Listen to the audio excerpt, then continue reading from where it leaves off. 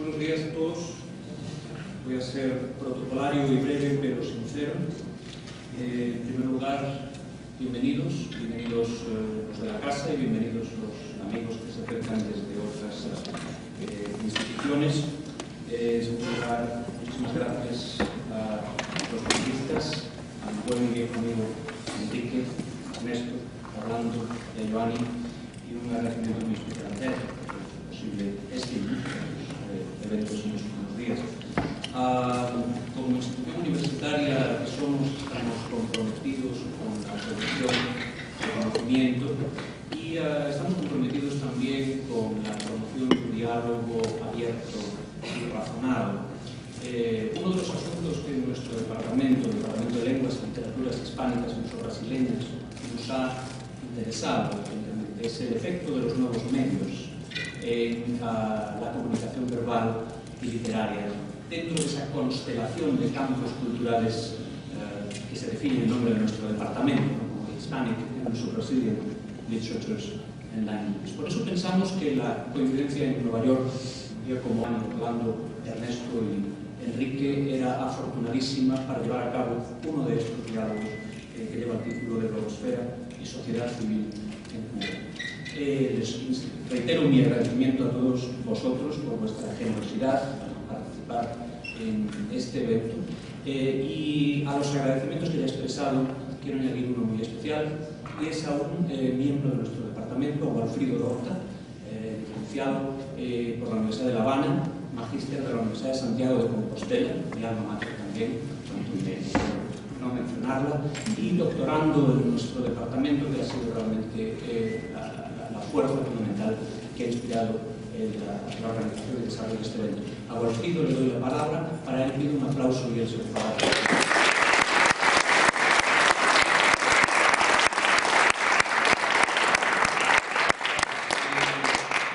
Solo un minuto para recalcar lo que está de más subrayar, que es una inmensa suerte realmente poder juntar a estas personas acá el día de hoy, ¿verdad? Entonces, quiero dar las gracias a Rick, por supuesto, por toda la coordinación del evento también. Como saben, Ted Henken es profesor de Baruch College y lleva un blog que se llama Yuma y está investigando la blogosfera cubana emergente. Quiero, por supuesto, agradecer a José del Valle, el chair de nuestro programa, por el apoyo al evento, al Centro Cultural Cubano de Nueva York, a tres amigos del programa de doctorado que se han involucrado también en la organización, Roxana Álvarez, Carolina Chávez, Luis Henao y Lena Zamora Vargas también, y dar las gracias especiales a Yandy Pavón, el artista cubano, fotógrafo que está grabando el evento para todos. Así que gracias por estar acá y los dejo con los visitantes.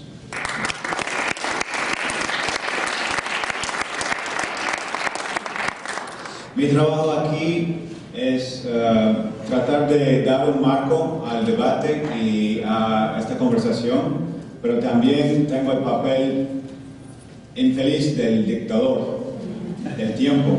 Entonces tenemos poco tiempo y mucha inteligencia. Entonces vamos a tratar de hacer caber esta inteligencia dentro de la hora y 10 minutos que nos quedan. Entonces voy a poner unos parámetros, pero no quiero tener aquí parametrados, porque ya sabemos a dónde va eso. Entonces, primero voy a dar un marco y ustedes pueden ignorar mi sugerencia y hablar de lo que le da gana, o puedes tomar la sugerencia. Pero son unas ideas que se me ocurrieron porque aquí lo que tenemos realmente es una suerte de la blogosfera cubana y diaspórica. Y cuando fui a Cuba en 2008 y conocí a Joani Sánchez y la entrevisté, y le hice una pregunta específica sobre los blogs que ella típicamente lee dentro de Cuba, pero también la pregunté sobre los blogs diaspóricos, los blogs fuera de Cuba, que realmente conoce, respeta y lee. Y ella mencionó específicamente a Penúltimos Días y al blog de Enrique de Risco, que se llama Enrisco. Entonces es muy apropiado que estamos aquí, que están aquí los cuatro. Entonces, tengo como básicamente cuatro ideas o parámetros. Quizás sería interesante aprender de ustedes un poco de la historia de tu propio esfuerzo en la blogosfera, un poco de la historia de tu blog, los porqués del comienzo. Segundo, me gustaría saber tu idea sobre las diferencias y las conexiones de los blogs que se hacen dentro de Cuba y los blogs que se hacen afuera, en cuanto a oportunidades, obstáculos, temas, etc. Tercero, una cosa realmente inédita ha ocurrido durante esta semana pasada. Gente querida se conocieron por la primera vez. Gente que habían estado comunicando y colaborando durante años, publicando uno al otro, debatiendo así civilizadamente. Pero yo pude ser testigo de estos encuentros, de gente que se han conocido por primera vez, pero que ya fueron digitalmente conectados. Entonces, básicamente me gustaría saber un poco de la relación que han podido desarrollarse en conocerse personalmente y qué piensan o qué esperan en el futuro de esta relación que imagino que va a solamente profundizarse y crecer y madurar.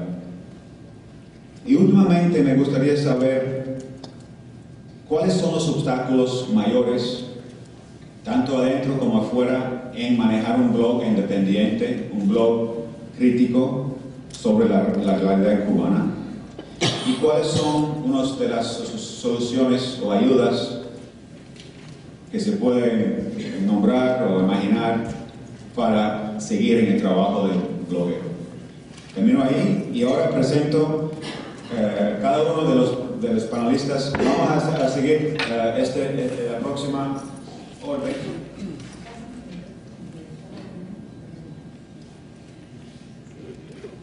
Vamos a empezar con Ernesto, a quien voy a dar unos 7 minutos.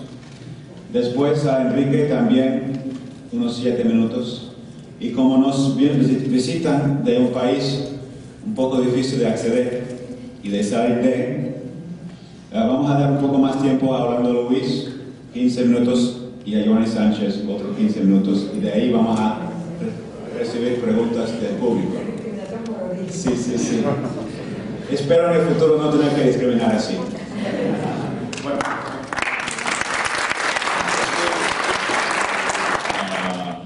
A mí me interesa hablar un poco de ese término que viene repitiéndose un poco una y otra vez, que es blogosfera cubana.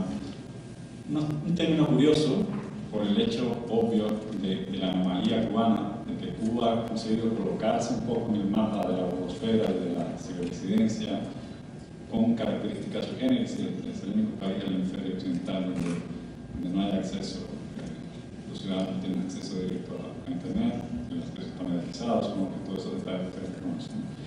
Pero me interesaba también hablar de la dinámica que se ha establecido. Yo he leído muchísimas cosas, mi querido Ted Henkin ha hecho numerosos estudios desde una perspectiva académica sobre la blogosfera cubana como un elenco, es decir, como una lista de blogs que están dentro de la isla, algunos fuera de la isla, mencionados dentro de la isla, los ha dividido con distintos criterios, con bastante buen tino a mi entender, por su capacidad de independencia, por sus filiaciones ideológicas, ha trazado un poco el mapa del asunto, ¿no?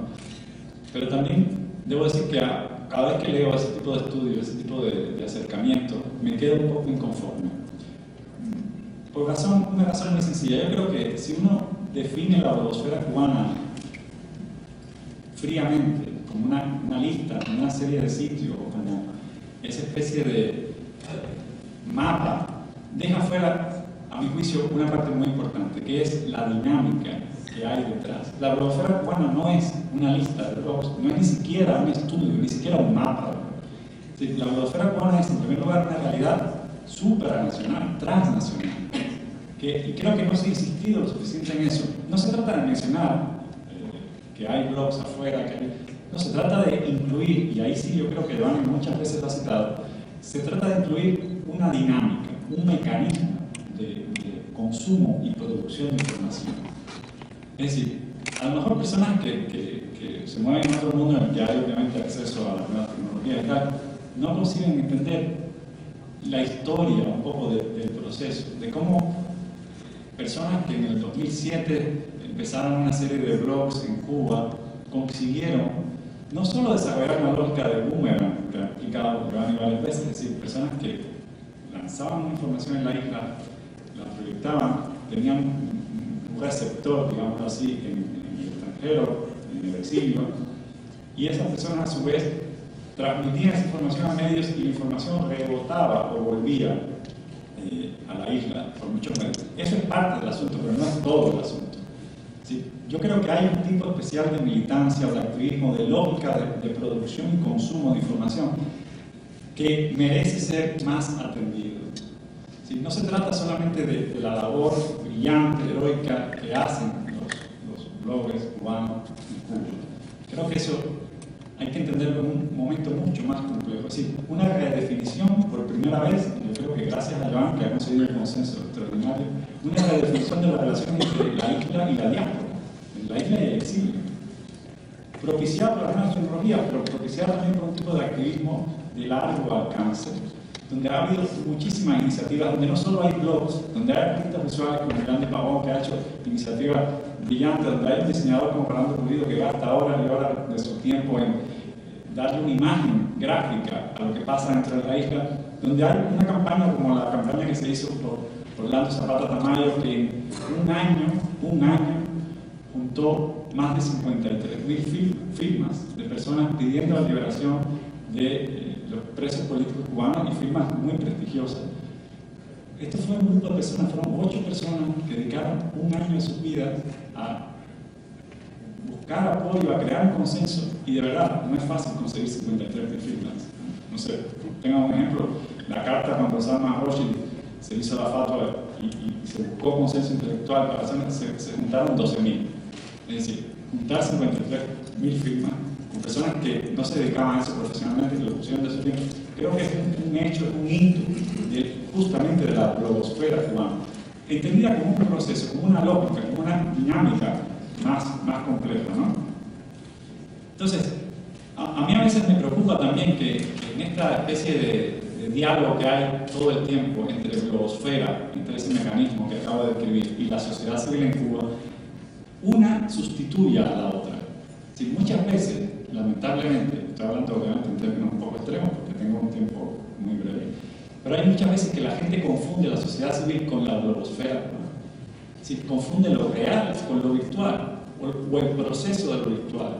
Y aquí hay un peligro que se ha dicho muchas veces, que yo creo que entra un poco dentro de la polémica que hay actualmente en relación a Internet, a la ciberdisidencia, ¿no?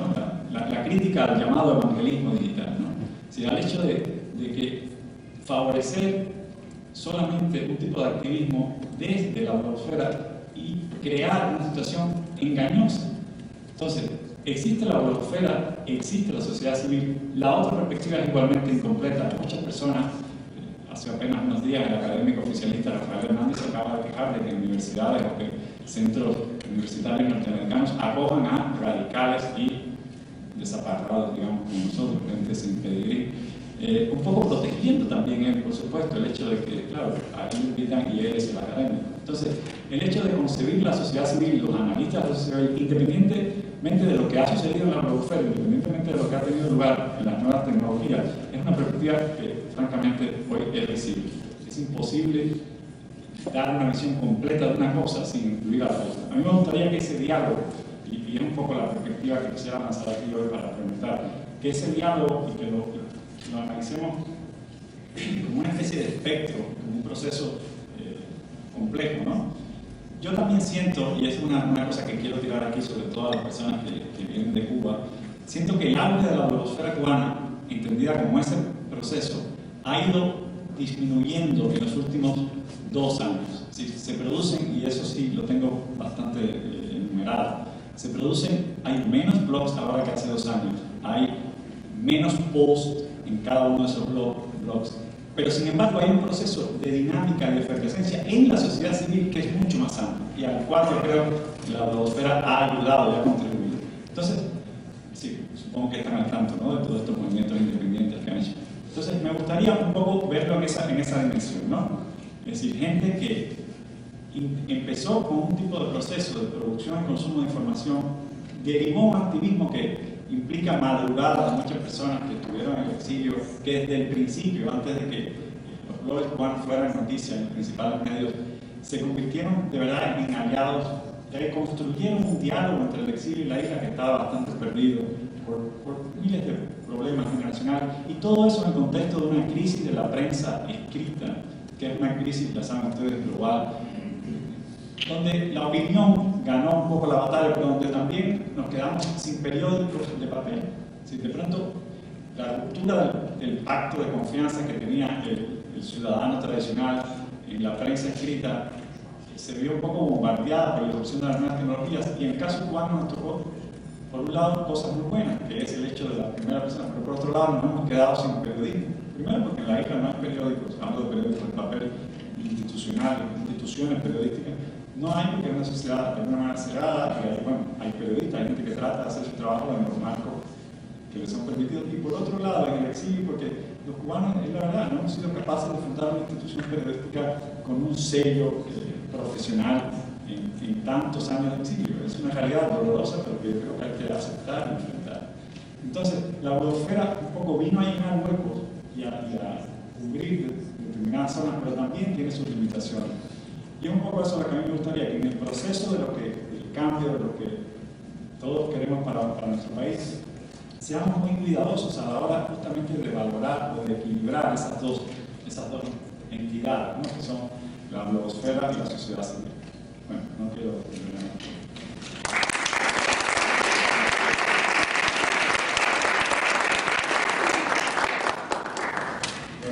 Estaba tuiteando. A ver, bueno, me gustaría reconocer a Ernesto con una pequeña biografía, y ahora hago esto, después presento a Enrique. Ernesto es ensayista, bloguero, dirige desde 2006 el blog de los últimos días, uno de los blogs sobre Cuba más abarcadoras más consultados. Es autor de Perfiles Derechos de 2004, Inventario de Saldos 2005. Sus ensayos han aparecido en Letras Libres, Cuadernos Hispanoamericanos y otros. Ahora presento a Enrique del Risco, un escritor, bloguero, profesor del Departamento de Spanish and Portuguese de NYU, y lleva el blog En Risco. Es autor, entre otros libros, de Siempre nos quedará Madrid, ¿Qué pensarán de nosotros en Japón?, y Elogio de la levedad. Enrique del Risco.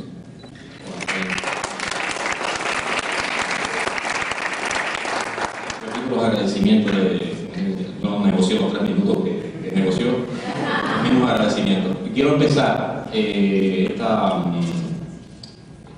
7 minutos hablando citando una frase que me parece que resume muy bien la relación que ha habido entre la isla y el exilio, como quieran llamarle, en los últimos 50 años. Y dice: así vamos todos en esta pobre tierra nuestra, partidos en cruz, con nuestras energías regadas por el mundo, viviendo sin personas en los pueblos ajenos y con la persona extraña sentada en los sillones de nuestro pueblo propio. Nos agriamos en vez de amarnos, nos encelamos en vez de abrir vía juntos, nos queremos como por entre las rejas de una prisión. Esto lo dijo Martí en 1894, pero realmente no encontraron una frase mejor que describa esa relación fracturada, ¿no?, entre la isla y el exilio. Y no es que se trate de que Martí fuera un profeta, sino de que la realidad cubana ha tenido el mal tino de repetirse, ¿no? Durante sus últimos 50 años repetir las mismas circunstancias en cuanto a la nación y inmigración que es durante la colonia. Y este recelo existe, pero cada vez menos, y buena parte de la responsabilidad que ese recelo exista menos, yo creo que está en esa blogosfera, que ha partido de una distancia, de una reserva entre dos esferas que las enseñaron a reservarse una a otra a causa de la dictadura y sin embargo han logrado fracturar, crear puentes entre estas dos esferas. Y el problema es que lo que articula una nación no solo son las costumbres comunes, los platos, etc. También lo que articula una nación es la simultaneidad, la sincronía. Y en mucho siempre se habla, ¿no? Siempre se habla de, hay un mito de la Coca-Cola del olvido, que cuando los cubanos salen de Cuba olvidan lo que vivieron en Cuba. Y el problema no es ese, el problema es justamente lo contrario, recuerdan demasiado. Pero ese recuerdo se queda detenido justo en el momento de la partida. Y una de las cosas que más ha ayudado esta creación de una blogosfera interna cubana es mantener al tanto a todos los cubanos, ¿no? Ya no solo de lo que dicen los periódicos oficiales, sino lo que está pasando en la calle. Y yo creo que eso, buena parte del éxito del blog de Generación Y es ese, ¿no? Es crear esa sincronía que ha sido tan importante. Pero la sincronía no es suficiente si no hay una confianza. Y la confianza se logra no por la cara linda de nadie, sino justamente a través del proceso de intercambio, de debate que los ha habido y algunos bastante calientes, de la solidaridad. Ha habido mucha solidaridad. Ernesto ha hablado de varias de las iniciativas, pero incluso hay iniciativas que yo soy confiado, a mí la parte personal me interesa mucho. Y por ejemplo, el proyecto de Orlando Luis Pato Lazo de fotografía, es decir, pedir en su blog que la gente le pidiera en qué lugar de La Habana, o de La Habana no era, quería que fotografiaran y enviar esas fotografías, para mí fue una iniciativa muy especial porque justamente reconectaba ya aparte del inmigración, ¿no? Lo veía como está ahora, no como lo recordaba. También en esta cuestión de la tecnología hay un problema. En la tecnología en Cuba es como si todavía adquiere niveles medievales, ¿no? A la hora de intentar reproducir lo que en cualquier otro lugar se haría con mucho menos complicación, como por ejemplo hicimos establecer una videoconferencia, y la videoconferencia no podía ser, no había medio, y consistió en ellos enviaban preguntas a nosotros, a un grupo de acá de New Jersey, de hecho, y lo que iba a ser una conferencia se convirtió en una especie de video, de documental, que fue enviado para allá, discutido allá, y de ahí un poco se reprodujo un poco el espíritu de simultaneidad, cuando en realidad fue una conversación que tuvo lugar casi durante un mes, ¿no? Y ahí en esa participaban Yanni Pavón, Alexis Romay, Paquito de Rivera y yo. Bien, y de lo que quería hablar no solo era de esa ruptura, de esa barrera entre la isla y el exilio, sino también la ruptura entre la Cuba de ahora y el mundo.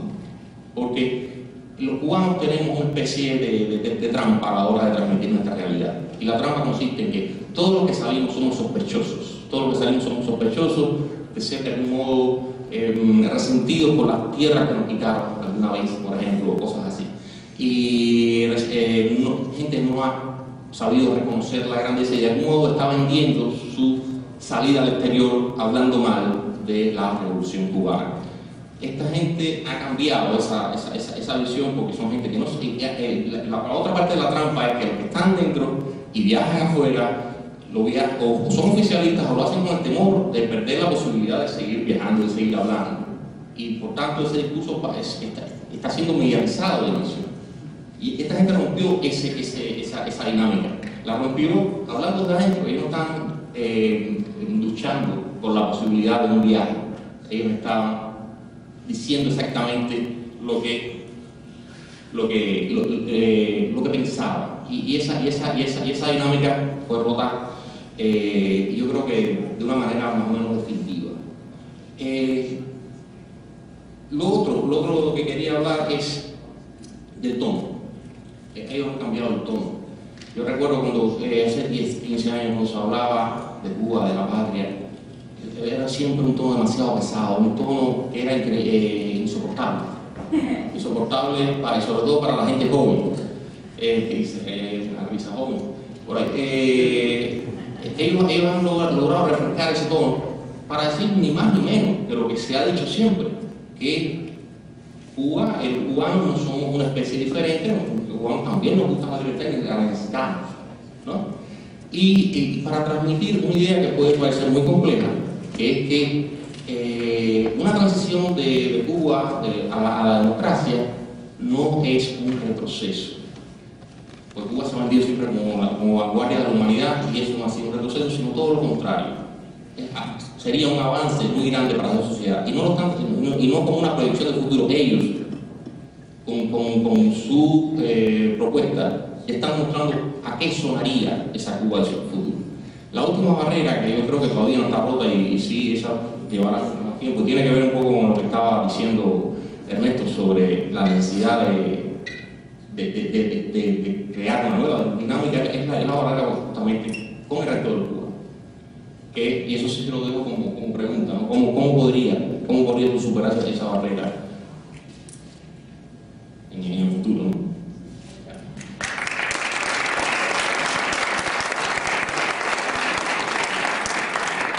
Bueno, gracias Enrique. Ahora tenemos a Orlando Luis Pardo Lazo. Es un escritor freelance, bloguero, fotógrafo. Fundó en Cuba la revista independiente de opinión Voces y escribe los blogs Boring Home, U-Topics, un fotoblog, y otro que se llama Lunes de Post-Revolución. También es autor de varios libros, incluyendo en 2009 Boring Home. Orlando. Sí, muchísimas gracias. Al Centro Cultural Cubano en Nueva York y bueno, acá al Bradley Center y bueno, todas las personas que han tenido que ver con esta presencia aquí. Después de hablar varias veces y sobre blogs y los debates tan encendidos que ha habido, y pues bueno, se me ha ocurrido ahora como despedida un poco de Iván aquí, a lo mejor también me quedo un poco más aislado, bueno, darle un tiro de gracia a la blogosfera cubana, ¿no?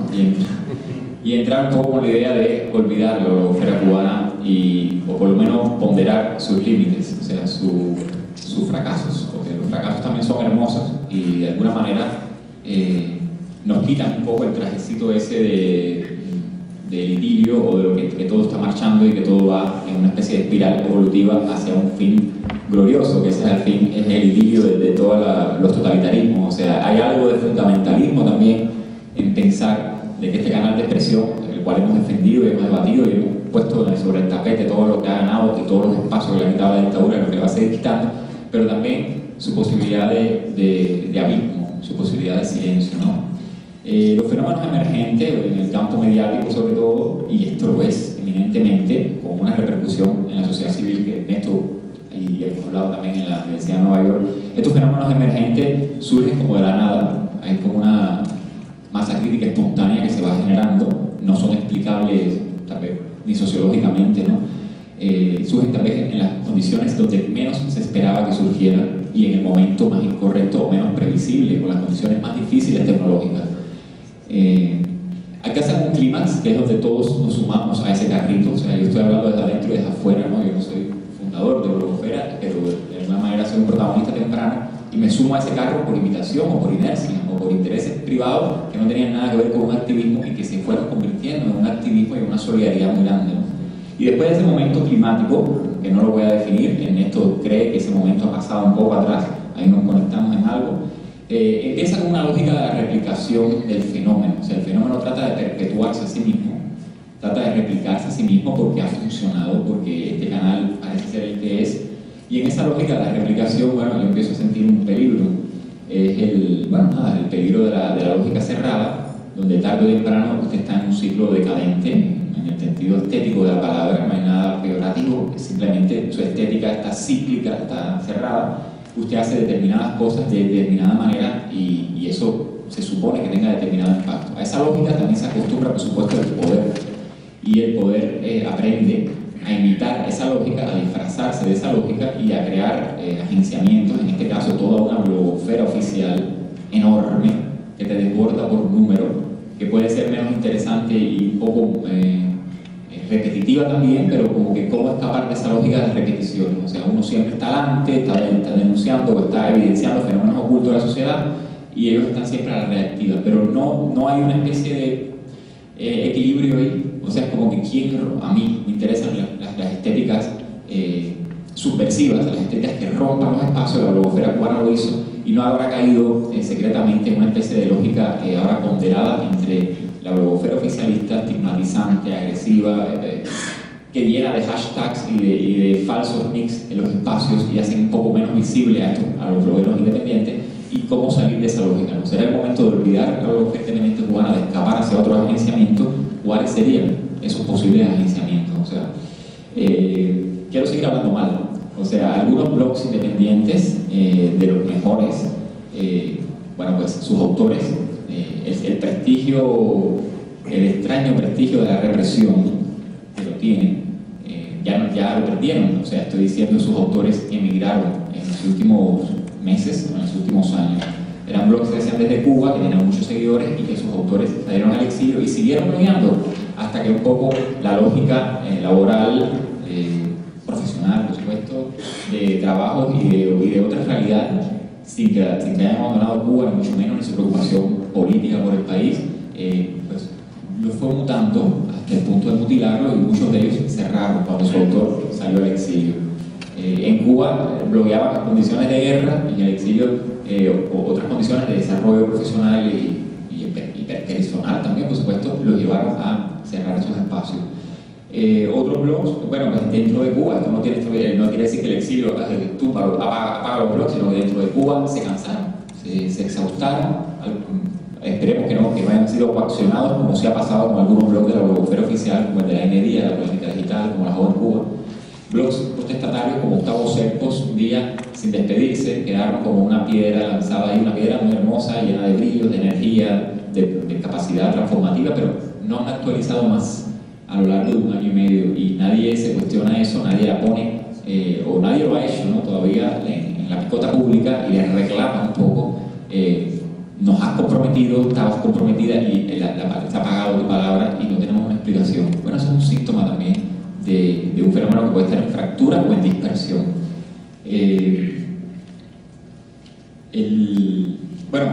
Dentro de algunos portales, todos los portales que Ted ha desglosado aquí en diferentes momentos, Bloggers Cuba, The Times, Voces Cubanas, algunos blogueros han pedido ser sustraídos del portal. O sea, el portal no tiene ningún tipo de asociatividad legal ni organizativa, es solamente un lugar donde tienes una visibilidad de todas las entradas, y bueno, cuando pinchas te vas a tu blog y cada uno ahí tiene una casa, ¿no? Pero de repente algunos han pedido estar fuera del portal, ¿no? Un blog que se retira de Bloggers Cuba, un blog que se retira de Voces Cubanas. Y entonces, como que esta lógica es un síntoma. ¿Por qué te quieres ir de un portal cuando en un momento que la lógica era exclusivista todo el tiempo, tú pides una sustracción? ¿Cuál es la inconformidad? No queda nunca clara a nivel personal. O sea, eso ha pasado también como síntoma, no estoy diciendo nada, y también es un síntoma humano. Yo me sumo a lo que sea, me retiro a lo que sea. Yo no estoy ni a favor ni en contra, estoy describiendo.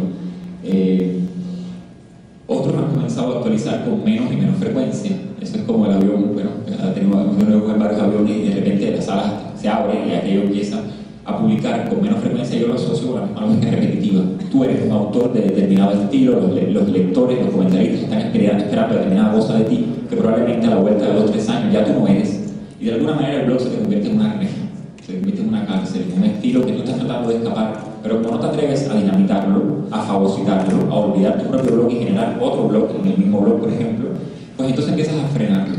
Se te convierte en una tarea. Es como que tienes que publicar determinadas cosas que se esperan de ti. Digo yo, ¿no? Esto es una percepción muy subjetiva. Y la frecuencia de publicación definitivamente comienza a caer, lo dijo Ernesto también, y algún tema más cuantitativo.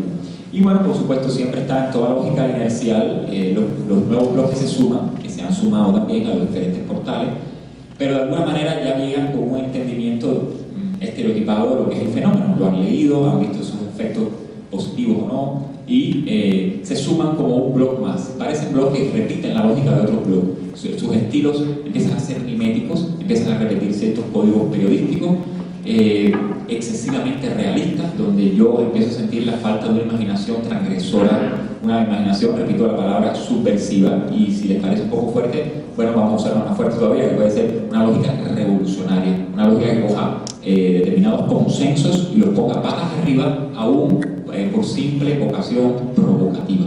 Vamos a pinchar el cuerpo social, el cuerpo imaginario de una nación, para que se infle un globo y que explote, y que va menos en texto, ¿no? Estamos hablando de una violencia textual, una violencia de que el imaginario, repito, crear nuevos espacios, nuevos agenciamientos. Vamos a ser tan energéticos como posible. Yo siento que se suman muchos nuevos espacios que repiten una lógica que pasa por la denuncia, por el realismo, por la queja, y en última instancia por cierto victimismo. Y esto se extiende incluso a las páginas de asociaciones políticas dentro de Cuba, donde hay una cierta cuota de victimismo muy grande, que a veces yo dentro de Cuba siento que, bueno, como que hay algo teatral en el aspecto. Por supuesto, ya otro síntoma es la dinámica texto-imagen. O sea, son pocos los blogs que se atreven a romper esa dinámica, un poco por la justificación de que es difícil subir videos y audio, un poco por simple mimesis. O sea, todo texto debe haber imagen. Hay blogs que no, han decidido que no hace falta con solo una imagen, se concentran en el texto. Hay otros que, bueno, que se han quedado con la imagen nada más, pero ¿por qué esta asociación? O sea, ¿quién dice que un texto tiene que ser ilustrado por una imagen? ¿Cómo salir de esa lógica? No es tan fácil. La prensa lo hace, ¿no? La prensa oficial lo hace y los blogs de alguna forma han reproducido esa estructura. Y para terminar esta despedida de duelo, hay verdaderamente poca, dentro de Cuba sobre todo, poca agresividad promocional. O sea, se desconocen un poco los mecanismos. Giovanni ha hecho un gran esfuerzo al respecto de transmitirlos, de comunicarlos, y mucha gente ha empezado a implementar esos mecanismos, pero hay como un status quo todavía un poco de indigencia, de poca know-how a los efectos de cómo tú tienes que ser agresivo con tu blog, autopromocionarlo, colocarlo en determinados buscadores, espacios de redes sociales para que ganes de manera automática y de manera en cascada visibilidad. Los blogs como que están naciendo, en mi opinión, un poquitico muertos, están naciendo como páginas de periódicos, por ejemplo, ¿no? Y no como lo que debieron ser, o por lo menos lo que es la lógica 2.0, esta bien interactiva y bien viral, donde yo te doy un link para que quieras recibir un link, y no importa tanto si me gustó o no tu último texto, sino que estamos buscando un frente de una especie de obra, ¿no? Que se mueva. Y vean, por supuesto, los comentarios y los foros también yo siento que se han ido empobreciendo, en parte por la gran avalancha de críticas y de comentarios spam que la blogosfera oficial o la Operación Verdad, o como se llama, la Universidad de Ciencias Informáticas han un poco contaminado ciertos foros, y otros por la dificultad de administrar los foros. El foro del blog de Giovanni Sánchez, que es uno de los más importantes, no solo de la blogosfera cubana definitivamente, sino probablemente de la blogosfera mundial. Puesto un gran trabajo mantenerlo, son miles de comentarios que deben ser moderados para evitar que se boicotee de eso, y ese trabajo nada más es un trabajo que lleva, que no todas las personas están en la condición de tener a alguien que los ayude o de hacerlo ellos mismos, y eso provoca una especie de empobrecimiento de los foros, donde van predominando los tópicos que tal vez a la lógica del poder le convengan. Y en este sentido ya voy a terminar, ¿no? Que es un poquitico como que no será una manera, definitivamente los blogs cubanos han ocupado un espacio que se le ha arrebatado a la prensa oficial cubana, que es una prensa indigente en todos los sentidos, y se le ha arrebatado también a las agencias internacionales mundiales, pero especialmente las radicadas en La Habana. O sea, se ha ocupado un espacio de narrar lo que es un hueco negro en la realidad cubana, lo que de otra manera no se expresaría.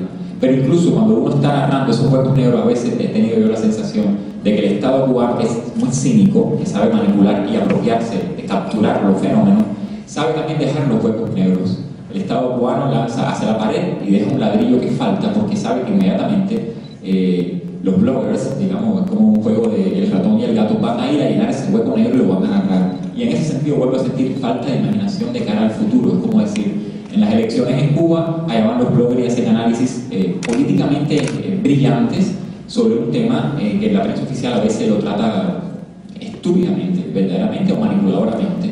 Y allá van los bloggers y hablan del tema en el momento del tema. Esa es la lógica del periodismo, o sea, es la lógica del consenso social. Yo le pediría a la blogosfera cubana, para un poco dinamitar estos ciclos y estas tensiones premortem que yo capto, que capto en mí, no en mis colegas, sino que capto en mí mismo, le pediría un poco de imaginación. Cuando todos hablan de elecciones, nosotros hablamos de la casa de la aguja.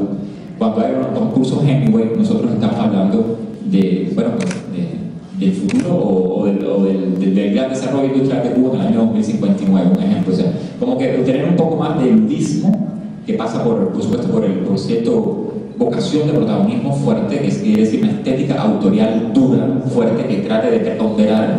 Y a veces yo siento que la humildad, ese toque de humildad, de exceso de solidaridad provoca, ya, 0 minutos, provoca, bueno, como que los espacios tengan cierto toque de naif, que a mí como autor me empieza a sentir incómodo, y que a veces cuando trato de dinamitarlo me empiezo a sentir como un lobo solitario que está tratando de destruir las cosas. He hecho el mejor esfuerzo para destruirlo ahora, pero que no funcione.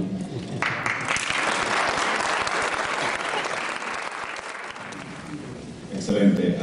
Giovanni Sánchez es una bloguera, filóloga, hacker. Lleva desde hace casi 6 años el blog Generación Y. Recibió el premio Ortega y Gasset de periodismo en 2008. Fue nombrada por Foreign Policy Magazine como uno de los 10 intelectuales latinoamericanos más influyentes. Recibió en esta ciudad en 2009 el premio María Moores Cabo en la Universidad de Colombia, en la Escuela de Periodismo. Y hace una semana un profesor de aquella universidad la declaró un periodista. Una. Que me den el diploma. Entonces, Giovanni Sánchez.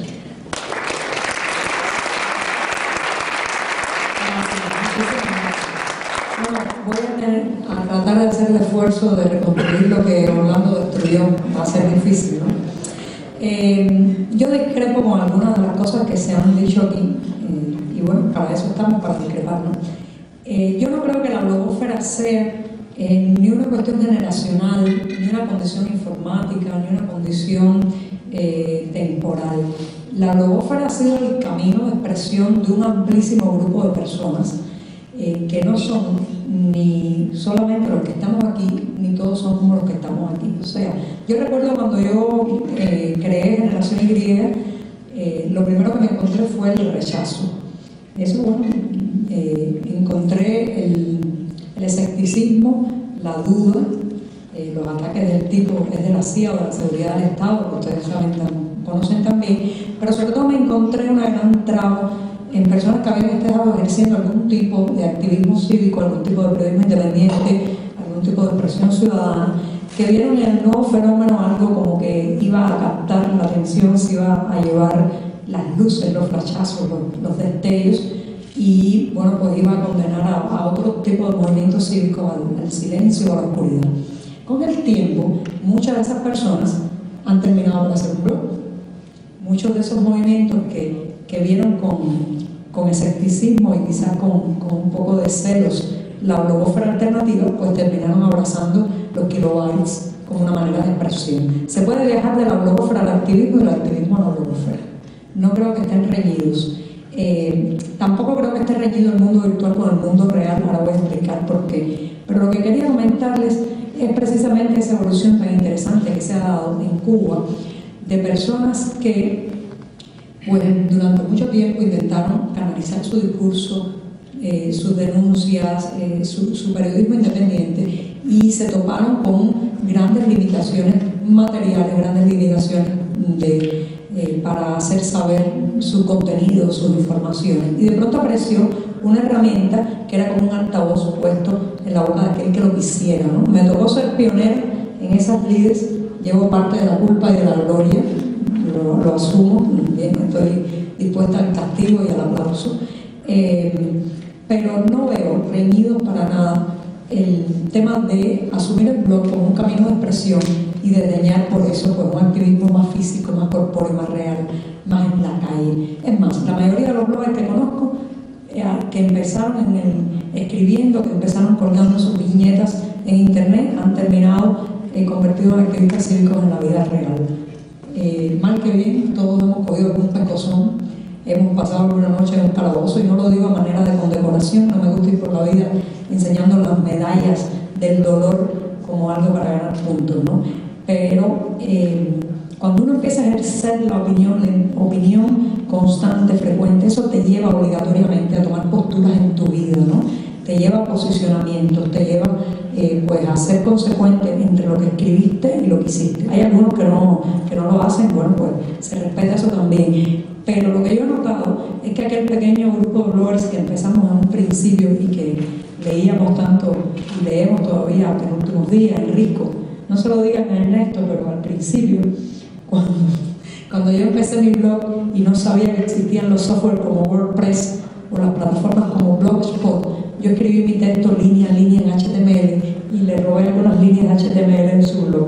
Tomé algunas cosas de cómo se estructura un banner en una cabecera. Pero bueno, les decía que aquel pequeño grupo de blogs que empezamos leyendo muchos espacios virtuales que se hacían desde afuera, hemos terminado convertidos en personas que pues tienen sencillamente un posicionamiento en la Cuba real.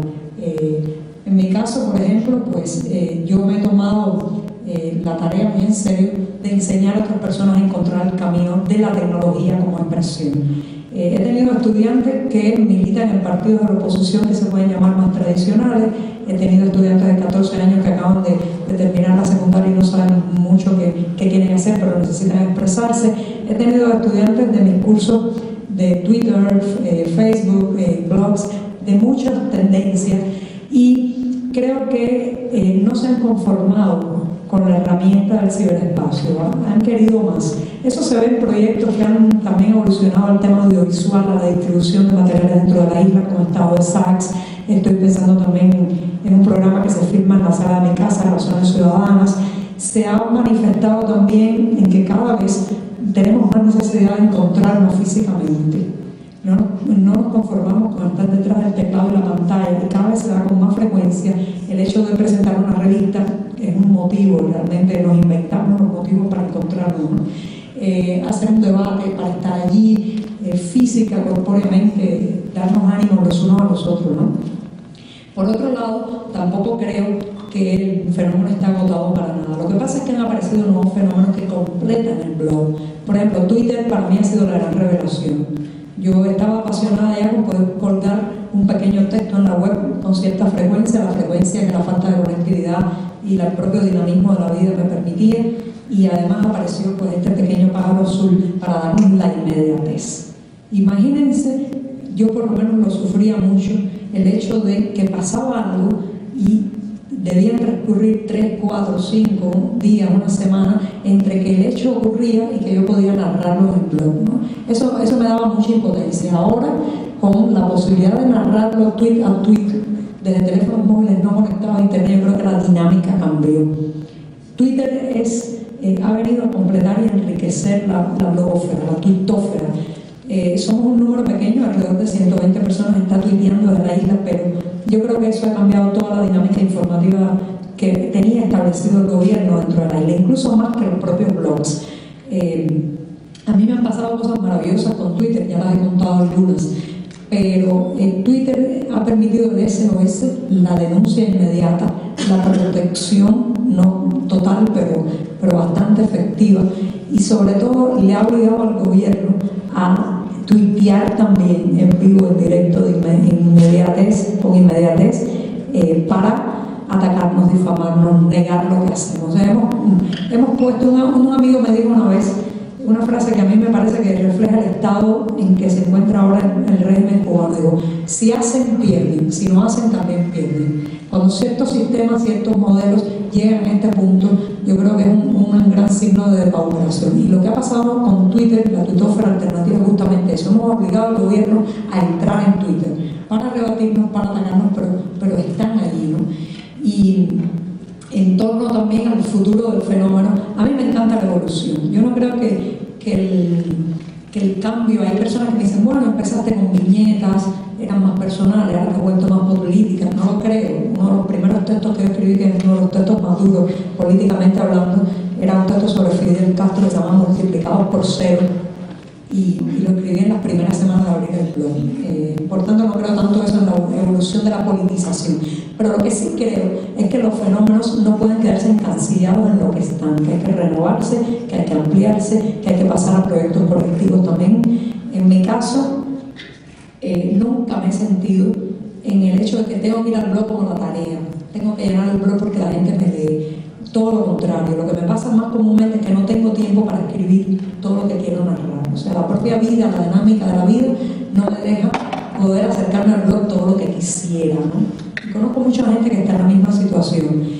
Por otro lado, creo que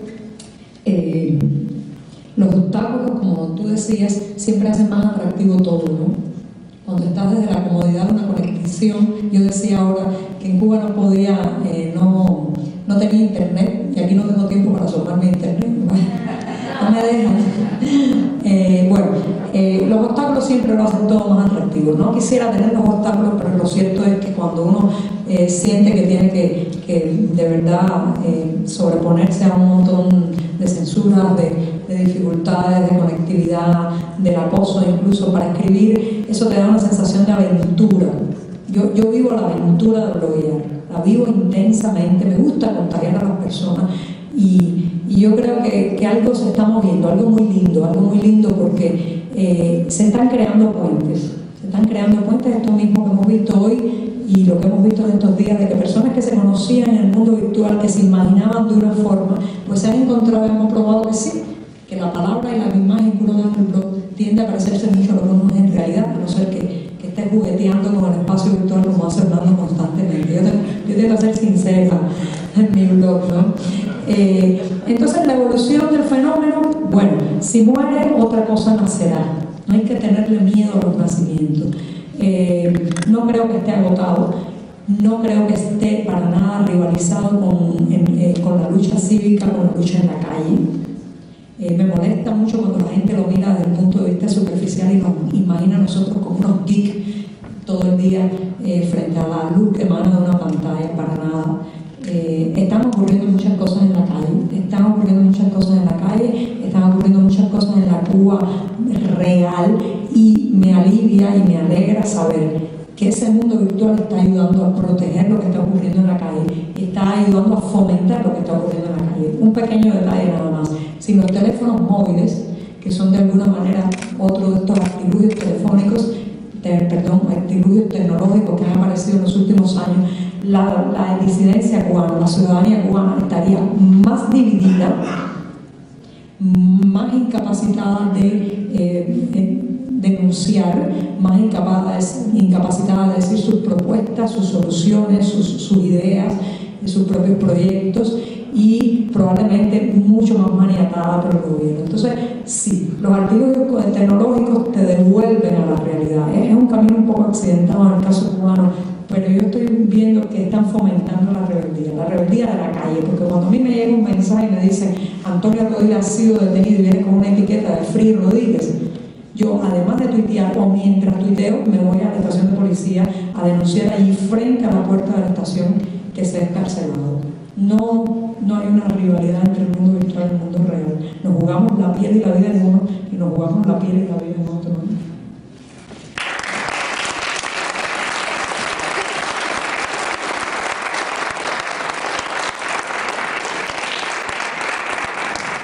Yo lo que quiero preguntarte es cómo tú decides iniciarte en Cuba, una Cuba que conocemos los cubanos, que muchas personas que no son cubanos no conocen, sabiendo todo lo que traía como consecuencia esa labor que tú vas a iniciar, tanto entre empresaria para ti como para tu familia.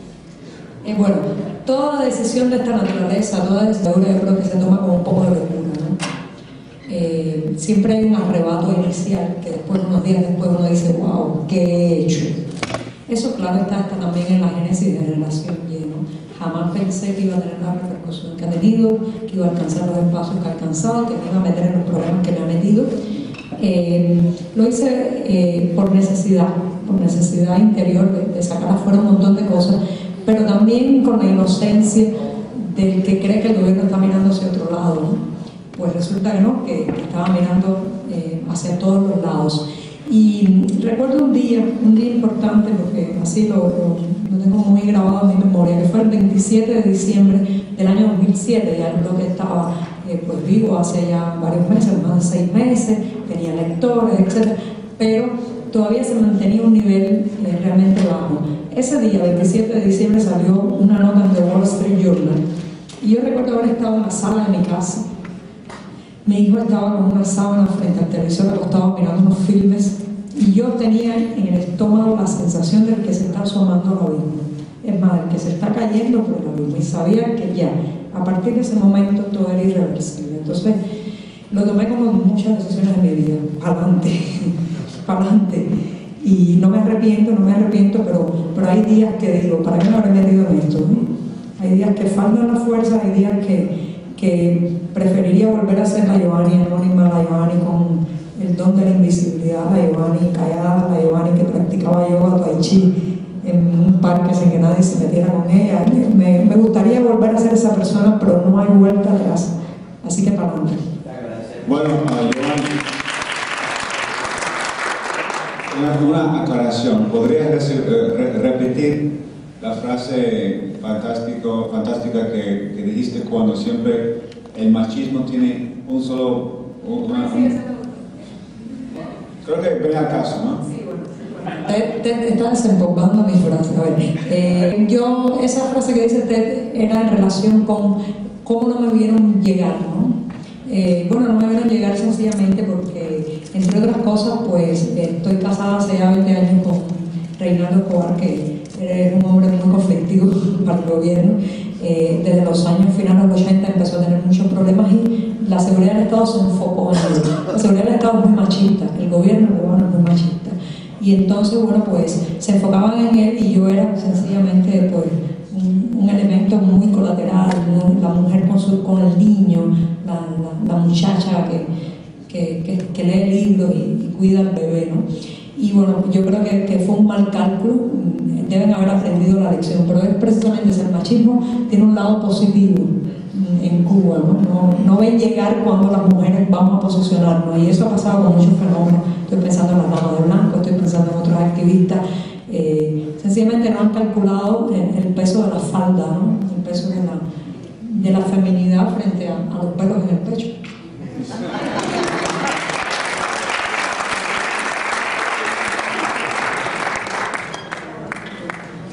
Gracias a todos por estar aquí. Solamente quería agregar que los ovarios son importantes en el útero de la vida. Y la mujer por 9 meses. Así que felicidades, Giovanni, por tener ovarios. Aquí tengo una pregunta para Orlando Luis Pardo Lazo. Comentas que falta el know-how en Cuba para los blogueros, no sé, enrascarse así, para ganar visibilidad, para buscar métodos alternativos para tener una voz. Giovanni ha mencionado que quiere fundar un instituto para el periodismo y demás. O no sé, bueno, algo independiente por ahí en Cuba, la apoyamos. Pero quisiera saber si ustedes también piensan lanzar proyectos para entrenar a los jóvenes o a las personas que están buscando esa voz, porque precisamente eso es tan importante como cualquier otra cosa. Si no serían seguidores o no tuvieran... la creatividad viene de eso mismo, de la contribución individual. ¿Y cómo van a hacer eso? ¿Si han pensado en eso? ¿O más o menos? Sí, hace 2-3 años se realizó lo que llamamos Academia Blogger, con la colaboración de muchas personas, fotógrafos, personas más adelantadas en la cosa de los usuarios, y ahí tuvimos, decenas de personas que se nos hace 32 fijos, pero con un público itinerario que de alguna manera fue eso, ¿no? A partir de ahí eso se ha hecho un poco más molecularmente por afinidades personales, pero tal vez sería el momento para romper un poco este discurso de crisis que planteo, volver a lanzar un proyecto como ese que fue muy lindo además porque nos quedamos todos muy enganchados, muy amigos, y que esa fuerza inicial tal vez yo siento, tal vez extraño, ¿no?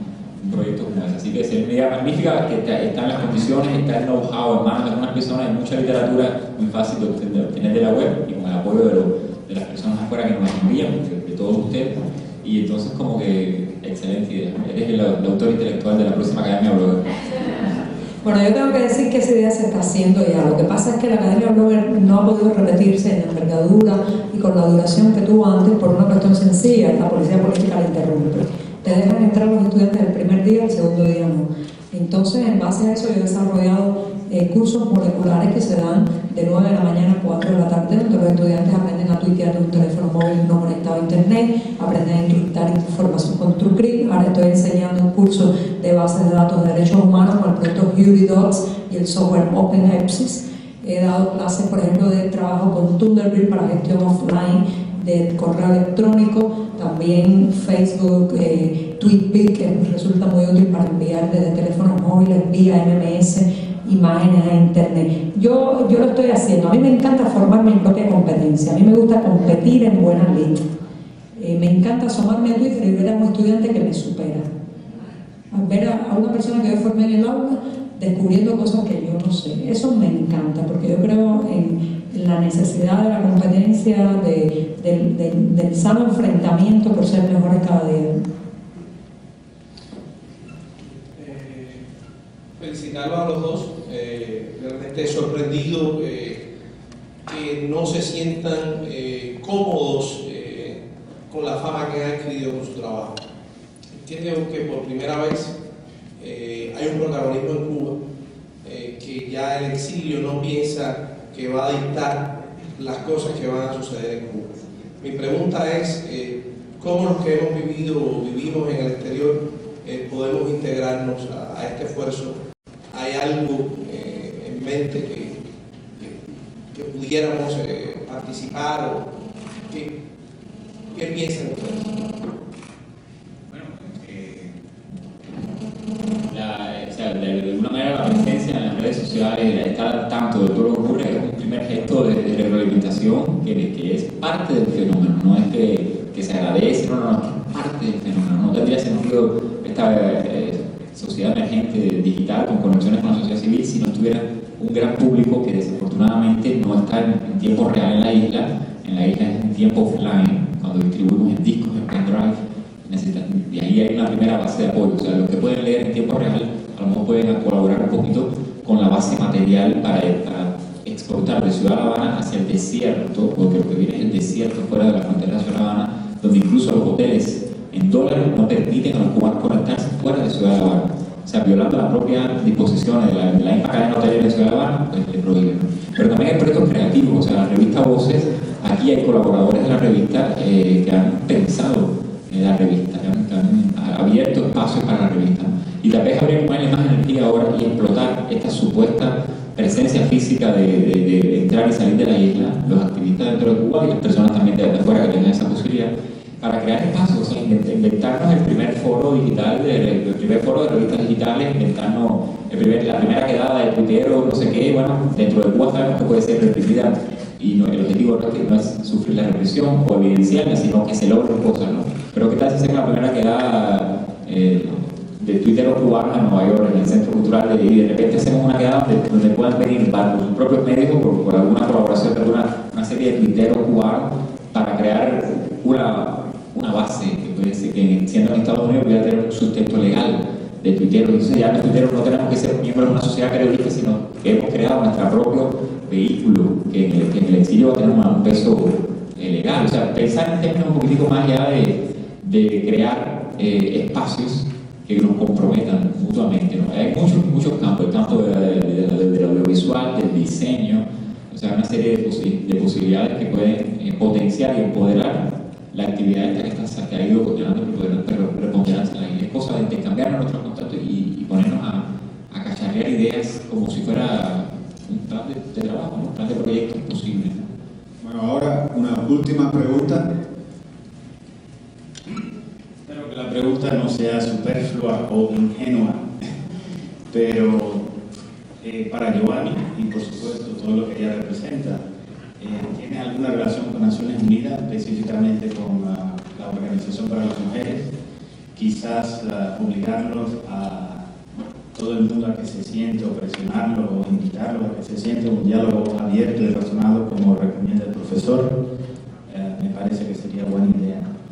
Sí, lamentablemente no hay relación, aunque esta tarde creo que voy a ir, pero más bien a un departamento de prensa invitado por varios reporteros, pero no hay relación, y creo que es producto de la penetración que tiene Naciones Unidas por parte del gobierno cubano y de la diplomacia cubana, el lobby poderosísimo que el gobierno de La Habana pues, se ha planteado tener allí y tiene allí. Por muchos motivos, pues yo creo que es en el caso de Cuba una institución que que se pronuncia muy poco a favor del sector crítico, e incluso yo he leído en internet y en Twitter muchas críticas, por ejemplo, a ONU Mujer, porque justamente en los días que yo había sido arrestada, no solamente yo, varias activistas, entre ellas Yaremi Flores, abogada, una mujer joven que está en el sector crítico en Cuba, pues ONU Mujer no se pronunció. No me extraña, los cubanos nos hemos acostumbrado a estar un poco solos en esta lucha, ¿no? Pero bueno, no dejo de darme cuenta que es el tipo de posicionamiento político de un organismo internacional que no se olvida, ¿no? Bueno, con esto terminamos, pero antes de cerrar tenemos unas palabras más. Sí, una sola cosa. Es un inmenso placer para mí regalarle estos libros, algunas novelas, a Giovanni y a Orlando, de parte del programa Excelentes.